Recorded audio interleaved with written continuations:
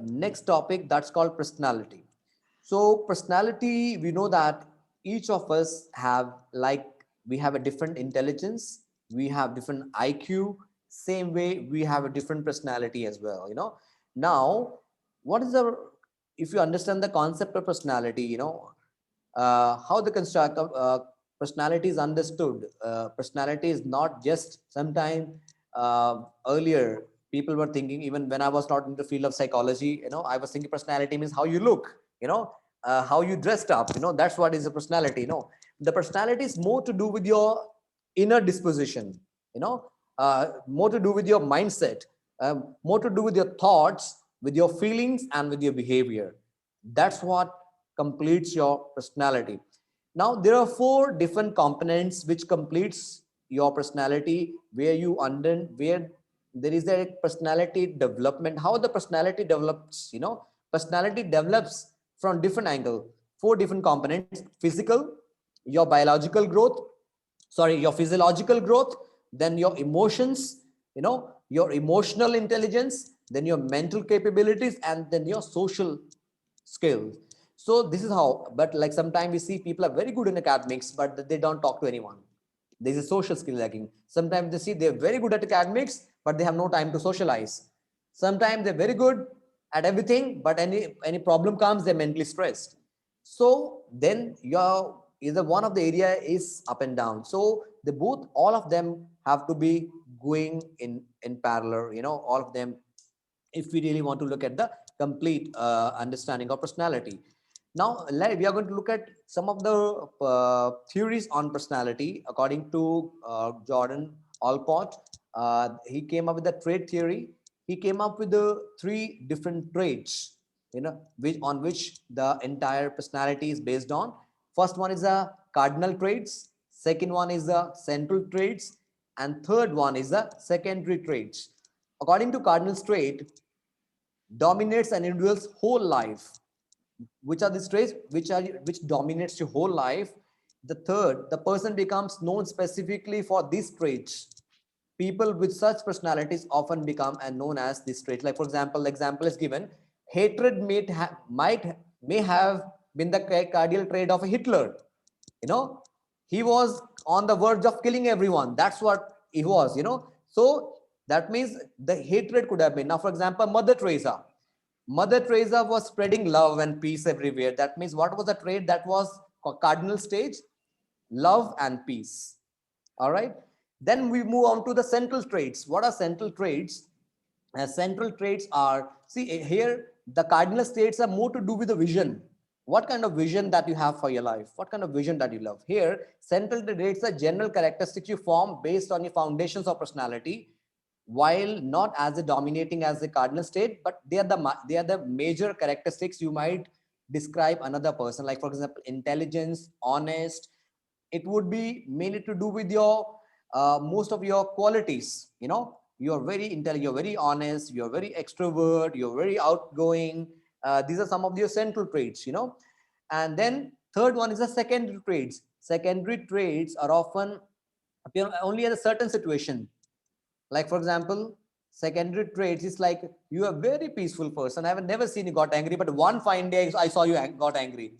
That means you have that state trait, but that's not your primary trait.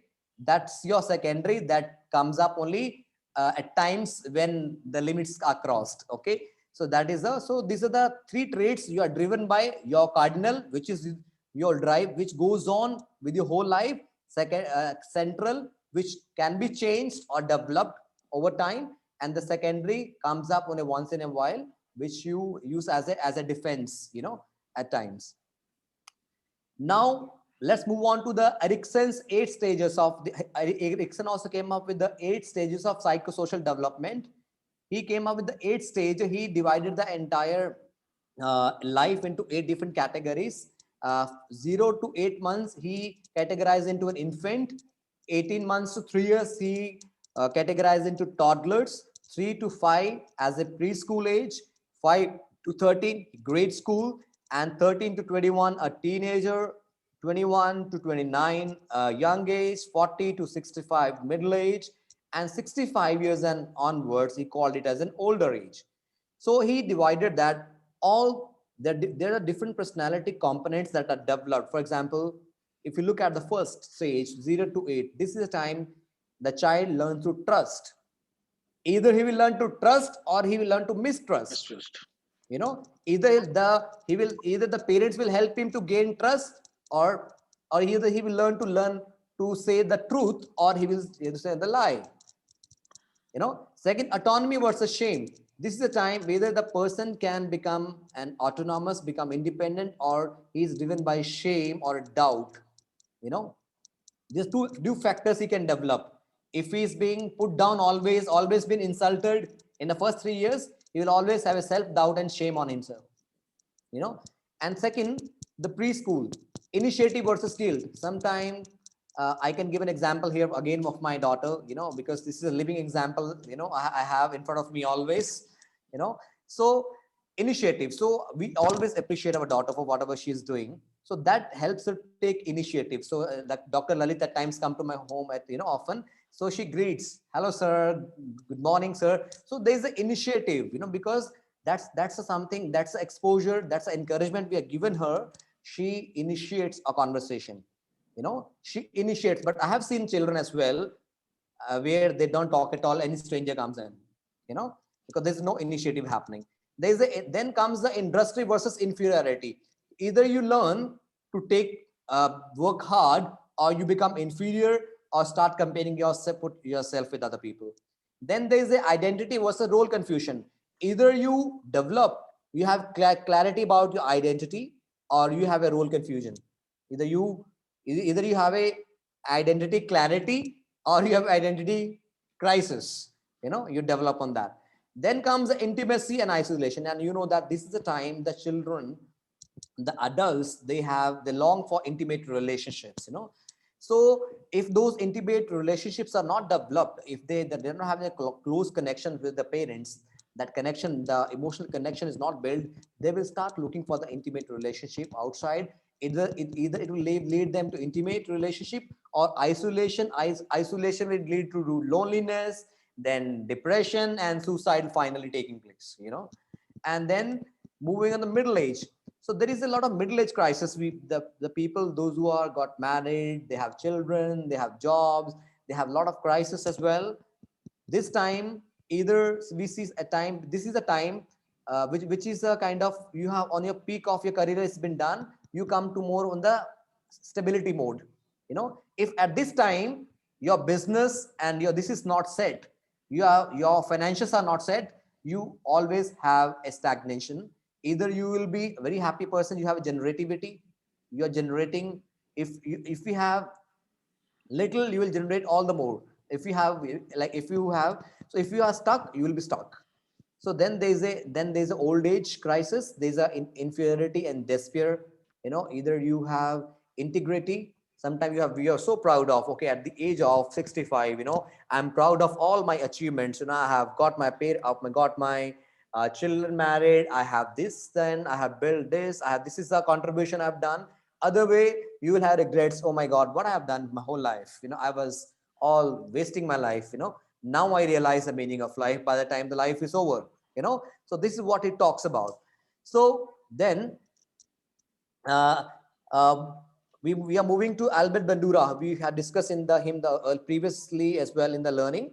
So Albert Bandura also have the components on theory, on where he comes up with 3 components on personal determination, behavior determination, and environment. He talks about a personality to form. There is a personal determination, there is expectations, either expectations from yourself, or you have expectations from other people, or others have expectations from you. Then the behavior, your behavior and response to the situation. It said that it is not what other people say, but your reaction and response to the people and the situation that defines your personality. And the environment and the situation. What kind of environment? Sometimes it is environment that was responsible for that behavior to occur. So all these things are very important. Then there is a Big Five personality model which he talks about. Big Five model is a openness to experience, conscious conciseness, extroversion, agreeableness, and neuroticism. There's a personality test based on this. There's a big 5 personality assessment that is also available, where when you do this, we check these 5 components of each individual, which we see whether the person is openness to experience, whether he's having neuroticism, whether he's very aggressive, whether he's agreeableness, or whether he's an extrovert. All these 5 factors, are calculated to check the entire personality. So this is what. And now there are different assessments that are done in personality. There are subjective methods, there are objective methods of personality, and there are projective methods. Now, what are subjective methods? So subjective methods are basically where are more of subjective, which is from your point of view. Like we do the case history, it's based on the autobiography, the self-rating, or questionnaires, or attitude scales, or interventions, or interview, or attitude scales, or interest interventions. Interesting. These are more of the inventory. Sorry, interest. Also covered in research also, no, these Yeah, tools. yeah. This has Yeah, been, that's why this all bilkul. this has been covered in the research as Research well. part also. Yeah, These are same. These are same. yeah. Subjective methods, and then comes the objective methods. What objective methods? They're based on personality inventories. Like inventories, they're based on observation, they're Observations, based on checklist, checklist, they're based on rating rating scale. scale. We already discussed the types of ratings, These are ratings. also same. हाँ. Yeah, Research में भी same है. Both are same. Ji. yeah. There's a sociogram and there's a performance and situational test, which are based on objective methods. Now this is something new which is not there in your research. Research. That's a projective test of personality. So projective tests are basically are done, they are kind of they project your person. Like for example, this example of picture given here, how all of you view this picture will be a different. If I give you this picture and if I ask you to write an interpretation for this picture given here, all of you will view this picture from your point of view. That means you are projecting what is inside you on this picture and writing interpretation on it. Then there's a TAT. It's a thematic perception test. It is also based on you are given certain pictures and you have to write a story on it. And each story for each person means a different. Because what happens, the story or the picture is depicting or interpreting your inner disposition, who you are from within. You can show somebody else from somewhere, but who you are from within is different. So with this, we are done with the chapter on personality. Now this is another small